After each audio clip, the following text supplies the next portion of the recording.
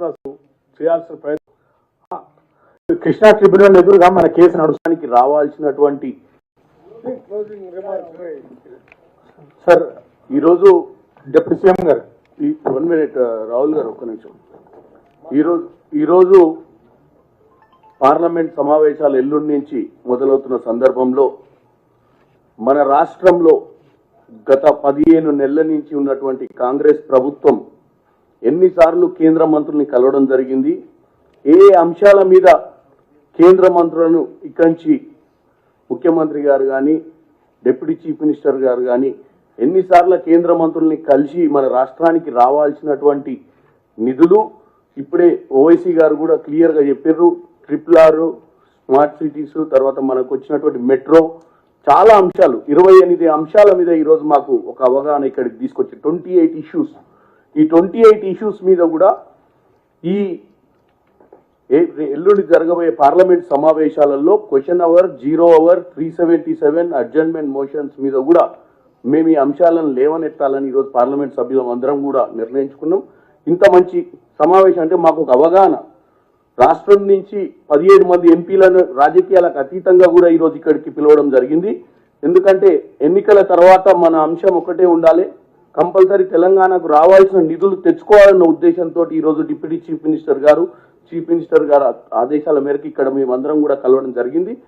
ఈ అంశాలన్నీ కూడా మా ఎంపీలందరం కూడా ఈ రానున్న నెల రోజుల సమావేశాలలో ఆన్ ఫ్లోర్, హౌస్లో ఫ్లోర్ మీద, తర్వాత అవసరమైతే రిప్రజెంటేషన్స్ ద్వారా ఈ యొక్క 28 అంశాల మీద మేము పోరాటం చేస్తాం. ఇంత మంచి కార్యక్రమం ముందు కూడా తెలంగాణలో ఇలాంటి కార్యక్రమాలు జరగాలి, పార్లమెంట్ సభ్యులందరికీ కూడా ఈ అంశాల మీద అవగాహన కల్పించాలని కోరుకుంటూ సెలవు తీసుకుంటున్నాం.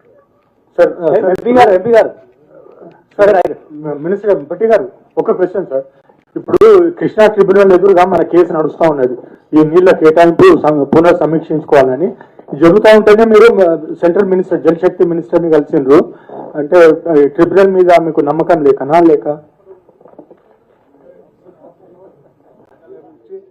ప్రత్యేకంగా ఈ గౌరవ పార్లమెంట్ సభ్యులందరికీ ఒక సెక్రటరీ అసిస్టెంట్స్ అక్కడ ఏర్పాటు చేసి ఈ గౌరవ పార్లమెంట్ సభ్యులందరికీ కూడా రాష్ట్ర ప్రయోజనాల కోసం మనం ఏ కార్యక్రమాలని కేంద్ర ప్రభుత్వం నుంచి అడిగాము, ఏ మంత్రిత్వ శాఖ ద్వారా ఎక్కడ ఏమేమి పెండింగ్ ఉన్నాయన్నట్టు అన్ని కంపారిటివ్ స్టేట్మెంట్స్తో సహా ఏ రాష్ట్రాలకు ఎవరెవరు పొందుతూ ఉన్నారు, మన రాష్ట్రానికి ఎందుకు మనం పోతా ఉన్నటువంటి అంశాలతో సహా వారికి ఆ సమాచారం నిక్షిప్తం చేసి అందించడం కోసం కావాల్సిన వ్యవస్థను కూడా పూర్తిగా ఏర్పాటు చేయమని గౌరవ ముఖ్యమంత్రి రేవంత్ రెడ్డి గారు ఇప్పటికే స్పష్టంగా రాష్ట్ర ప్రభుత్వ అధికారులందరికీ కూడా ఆదేశాలు ఇవ్వటం, తదనుగుణంగా ఈ సమావేశాన్ని ఇక్కడ ఏర్పాటు చేయటం జరిగింది.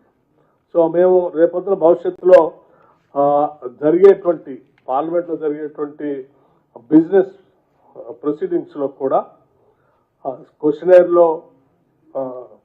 అవర్లో సప్లిమెంటరీ క్వశ్చన్స్ ద్వారా రాష్ట్ర ప్రయోజనాల కోసం ఏం చేయాలి, అట్లాగే 0 అవర్లో రాష్ట్ర ప్రయోజనాల కోసం ఏ అంశాలని లేవనెత్తడానికి అవకాశం ఉంది.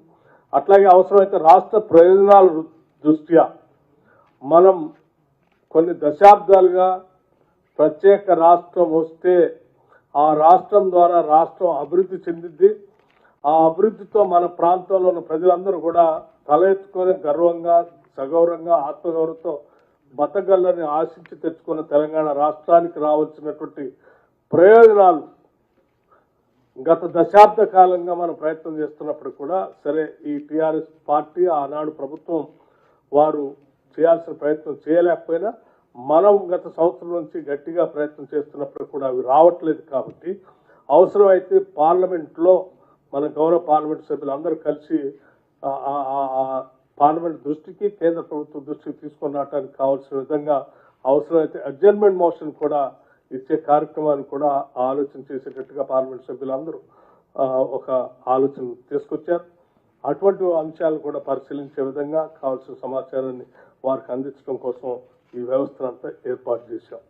సరే ఏం చేసినా అంతిమంగా మా అందరి ఆలోచన, ఆశ ఒకటే, ఈ రాష్ట్రానికి కేంద్ర ప్రభుత్వం నుంచి రావాల్సిన నిధులు రావాలి, రావాల్సిన ప్రాజెక్టులు రావాలి, రావాల్సినటువంటి ఇతరత్ర సహాయ సహకారాలు అందాలి. ఆ సహాయ సహకారాలు, నిధులు, వ్యవస్థలు, ఆ సంస్థలు అన్నీ రావాల్సినవి రాకుండా పోవటం వల్ల పెద్ద ఎత్తున మనం నష్టపోతున్నాం. కాబట్టి రాజకీయాలకు అతీతంగా ఈ రాష్ట్రంలో పార్లమెంట్లో ప్రాతినిధ్యం వస్తున్న గౌరవ పార్లమెంట్ సభ్యులందరూ కూడా రాష్ట్ర ప్రయోజనాల దృష్ట్యా అందరూ ఏకం కావాల్సినటువంటి అవసరం ఉంది. ఈ రాష్ట్ర ప్రయోజనాల కోసం కేంద్ర ప్రభుత్వాన్ని కలవాల్సిన అవసరం ఉంది, పార్లమెంట్లో లేవనెత్తాల్సిన అంశం కూడా ఉంది. అందుకే ఈరోజు విశాలమైనటువంటి ఆలోచనతో, ఉన్నతమైనటువంటి భావాలతో ఇటువంటి సమావేశాన్ని ఏర్పాటు చేసి పార్లమెంట్ సభ్యులందరినీ పిలిచి వారికి కావాల్సిన సమాచారం అందించమని గౌరవ ముఖ్యమంత్రి గారు ఒక స్పష్టమైనటువంటి ఆలోచన చేసి సలహా చెప్తే ఈ సమావేశాన్ని ఏర్పాటు చేసి అధికారులందరినీ పిలిపించి పార్లమెంట్ సభ్యులందరికీ ఆహ్వానం పలికి ఈరోజు ఈ సమావేశం ఏర్పాటు చేశాం. సరే, వచ్చిన సభ్యులందరికీ కృతజ్ఞతలు తెలియజేస్తూ మేము సమాచారాన్ని ఇచ్చాం. రానటువంటి గౌరవ సభ్యులకు కూడా ఈ సమావేశం ద్వారా మీ ద్వారా నేను మరొకసారి విజ్ఞప్తి చేస్తూ ఉన్నాను. సరే, మీరు ఏ కారణాల చేత రాలేకపోయినా మరి కొంత సమయం కావాలనుకుంటే మళ్ళీ ప్రభుత్వం కూడా ఇంకొక సమావేశాన్ని ఏర్పాటు చేయడానికి కూడా సిద్ధంగా ఉంది. ఆ సమావేశం మీకు కొంత సమయం కావాలి, ఒక వారం రోజులు ముందు చెప్పాలా నాకు అని అంటే కూడా దానికి కూడా మేము ఏర్పాటు చేయడానికి సిద్ధంగా ఉన్నాం. ఇంకో సమావేశాన్ని కూడా ఏర్పాటు చేస్తాం. ఆ సమావేశానికైనా తప్పనిసరిగా బీజేపీ పార్టీకి సంబంధించిన పార్లమెంట్ సభ్యులు, టీఆర్ఎస్ పార్టీకి సంబంధించిన పార్లమెంట్ సభ్యులు రాష్ట్ర ప్రయోజనాల కోసమైనా వస్తారు, కలిసి వస్తారు. రాష్ట్ర అభివృద్ధి మనందరి లక్ష్యం అని మాతో కలిసి వస్తారని రిప్రజెంట్ చేయడానికి వస్తారని ఆశిస్తా ఉన్నాం. తప్పనిసరిగా రావాలని కూడా కోరుకుంటున్నాం. అవసరమైతే నేను మళ్ళీ పర్సనల్గా మళ్ళీ ఒకసారి వారందరూ కూడా కలిసి ఆహ్వానిస్తానని కూడా ఈ సందర్భంగా తెలియజేస్తా ఉన్నాను. సరే, ఏ అంశాలు లేవనెత్తం అనేటువంటి సమగ్రమైనటువంటి అంశాన్ని పూర్తిగా ఇంత పెద్ద బుక్లెట్స్ తయారు చేసి 2 వాల్యూమ్స్ ఇప్పటివరకు కేంద్ర ప్రభుత్వానికి మనం ఇచ్చినటువంటి లేఖలు, సమాచారం, రిప్రజెంటేషన్స్ అన్నీ కూడా ఈ రకంగా మంచి బుక్లెట్స్ తయారు చేసి గౌరవ పార్లమెంట్ సభ్యులందరూ కూడా అందించడం జరిగింది. ఇవన్నీ కూడా పెద్ద ఎత్తున వారికి ఉపయోగపడతాయి.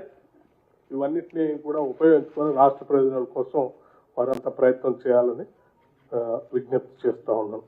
ధన్యవాదాలు. నమస్కారం.